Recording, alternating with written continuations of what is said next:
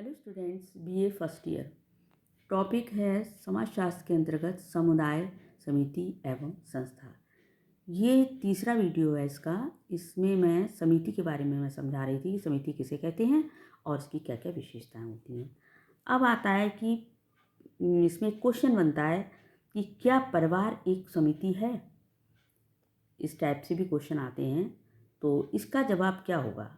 इसका जवाब होगा कि परिवार जो है वो कुछ लोग परिवार को समुदाय मानते हैं और कुछ लोग समिति मानते हैं। समुदाय कैसे मानते हैं और समिति कैसे मानते हैं। समुदाय इस तरीके से मानते हैं कि व्यक्ति का जो जीवन है वो जन्म से लेकर मृत्यु तक परिवार में ही चलता है। जब परिवार में बच्चा जन्म लेता है तो जन्म के बाद बच्चे परिवार में ही पलते हैं, वहीं पर पढ़ते लिखते हैं और वहीं पर सारे संस्कार लेते हैं और अंत में उनकी मृत्यु जो होती है वो भी परिवार के ही अंतर्गत होती है। तो इस तरीके से उनका सारा जीवन जो है वो परिवार में बीतता है।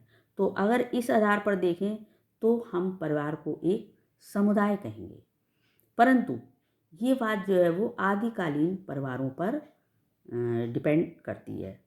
लेकिन आधुनिक जो परिवार हैं उनके लिए ये बात सही साबित नहीं होती। क्यों?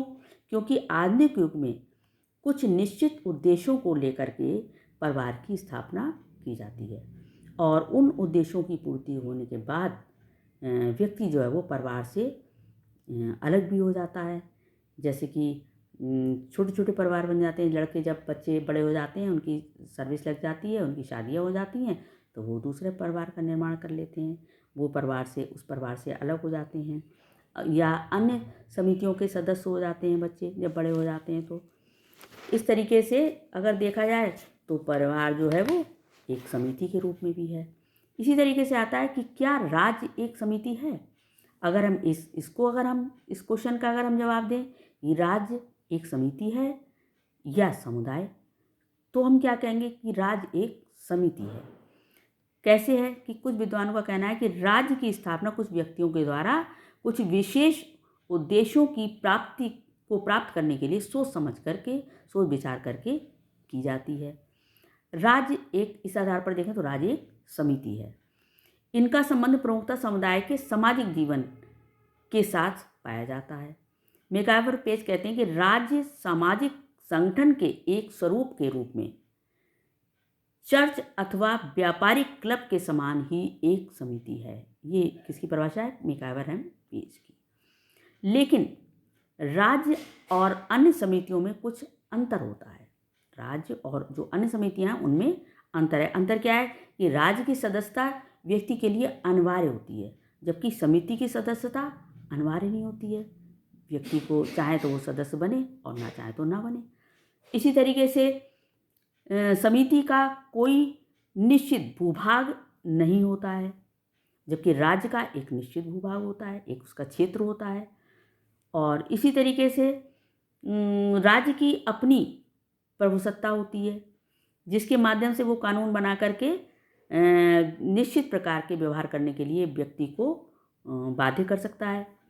प्रत्येक राज्य की अपनी एक सरकार भी होती है, जो राज्य के संपूर्ण क्षेत्र में कानून और व्यवस्था बनाए रखने की दृष्टि से महत्वपूर्ण भूमिका निभाती है। इससे क्या स्पष्ट होता है कि राज्य अन्य समितियों से एक भिन्न प्रकार की समिति है। अन्य समितियों जैसी समिति नहीं है ये एक अलग प्रकार की समिति है। इसे विशिष्ट प्रकार की महासमिति भी कहा जाता है। अब आता है समिति एवं समाज में अंतर। समिति और समाज में क्या अंतर है? समिति व्यक्तियों का एक समूह है। समाज जो है वो सामाजिक संबंधों का जाल है, ऐसा हमने पहले भी बताया था। समितियों व्यक्तियों का समूह जो होता है, व्यक्तियों का समूह होने के कारण समिति जो है वो कैसी है?